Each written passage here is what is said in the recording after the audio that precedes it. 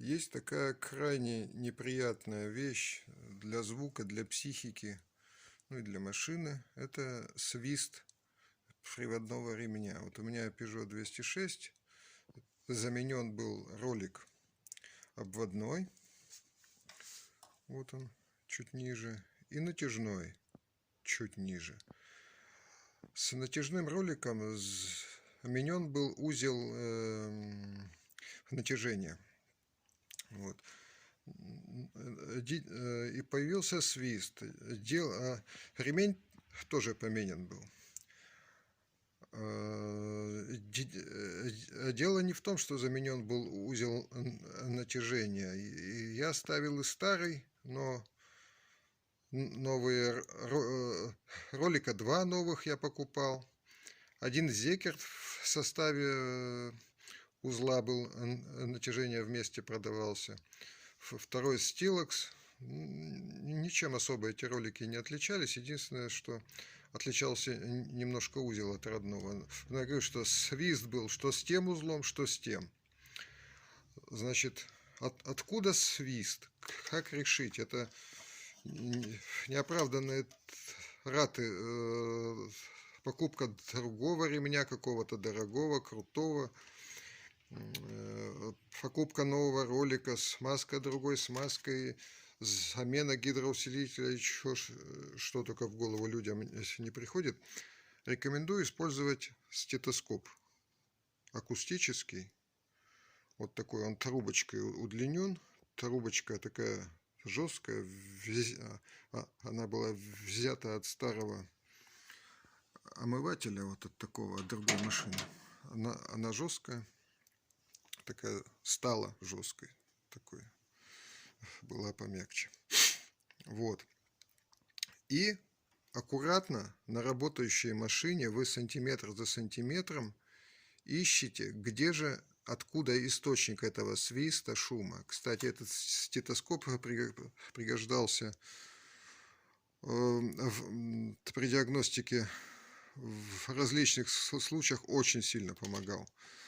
Находился мгновенно свист без спрыскания воды, там ВДшки на ремне, еще на какие-то детали. Единственное, что стоит обратить внимание, вот эти вот для ушей уплотнители, они должны плотно прилегать. Если не плотно прилегают, то слышимость будет хуже. И очень внимательно, не спеша, медленно-медленно, не попадая в ремни, потому что уши вырвать вместе со стетоскопом может, если замотает что-то куда-то туда. Ну и помимо повредить еще может и детали. Вот. И оказалось, что свист был вот так сейчас. Вот в этой точке. Вот. В месте перехода с натяжного ролика на насос гидроусилителя. Вот здесь. Потом при анализе оказалось, при внимательном рассмотрении, оказалось, что этот ролик стоял, он стоял вот так вот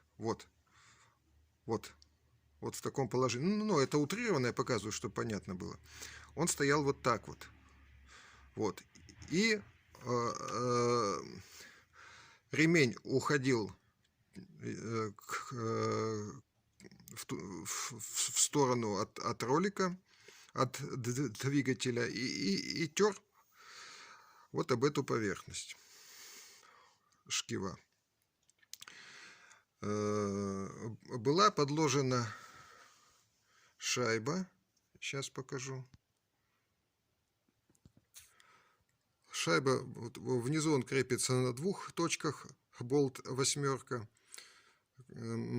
момента затяжки 22. Вот под это крепление. В результате ролик стоял вот так вот, стал стоять почти ровно, но с маленьким перекосом кнутри уже, с маленьким. В результате, значит, ремень у нас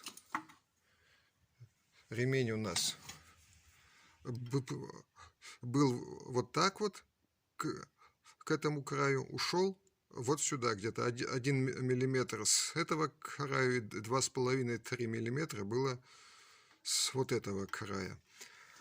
Свист на холостом ходу прошел, но появлялся маленький на оборотах.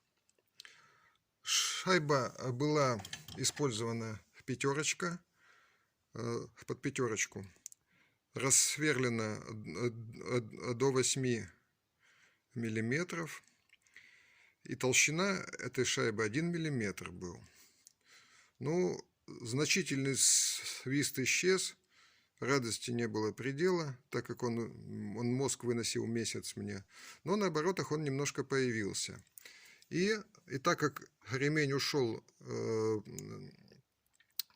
к вот этому краю, вот, было решено уменьшить толщину шайбы до 0,7 пробно. В результате ремень встал абсолютно ровно. Свистов ни на высоких оборотах, ни на низких нет. Ремень использовался тоже Зекерт. У Стилокса ремень хуже, он жестче. Этот гораздо лучше у Зекерда, разница в цене несущественная там. Теперь, как удобно уменьшить толщину шайбы, потому что это тоже такая не сильно такая приятная процедура и очевидная. Сейчас расскажу.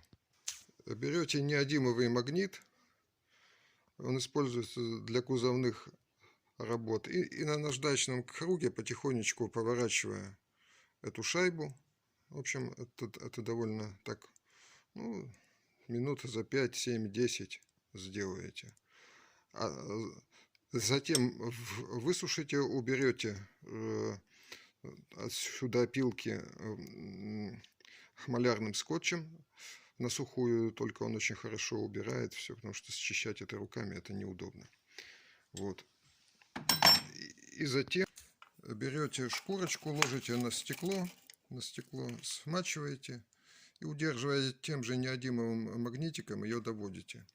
У меня получилось, что на 0,7 свист, ремень уже находится в точности по центру ролика, с одинаковым расстоянием от краев. И свиста нету ни на малых оборотах, ни на больших, и даже кратковременного. Но у вас толщина шайбы может быть, конечно, другой, потому что и у ролика люфт разный, и узел натяжения может быть по-разному изношен от разного производителя. Вот. К слову сказать, была мысль поменять ремень. Стоял ремень от какой-то от европейской фирмы. Я посмотрел, сколько он стоит. 2400, и ждать что-то около 2 недель. Вот этот ремень старый от той фирмы я поставил.